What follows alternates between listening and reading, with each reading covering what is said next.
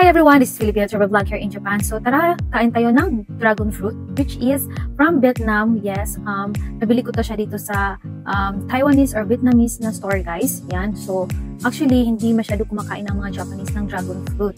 So first time ko din kumain ng dragon fruit guys. So tikman natin kung ano yung kanyang lasa. Actually, sa Pilipinas meron naman ito pero never pa akong nakatikim ng dragon fruit sa Pinas. Kaya pagdating ko dito sa Japan, meron akong nakita at curious ako kung ano talaga yung lasa ng dragon fruit nila dito. So yan, hiniwa ko lang siya ng ganito. Tignan nyo. So napakaganda ng kanyang kulay guys. So nagustuhan ko yung kulay niya ha. But yung ano niya, test niya is, o yung lasa niya hindi ko pa natikman. So try natin siya mamaya kung masarap ba or ano yung kanyang lasa guys. So ilagay lang natin to sa ating platito or sa ating bowl. Yan. So nahiwa ko na siya guys. Ito na ang kanyang result or yung kanyang mga nahiwa ko na dragon fruit yan. So actually, hindi ko nagustuhan yung lasa niya guys. Promise.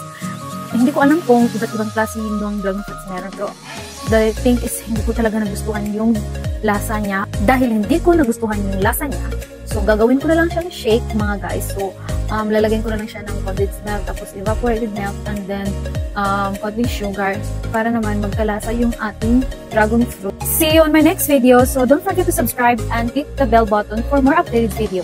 So, see ya! Matang bikini!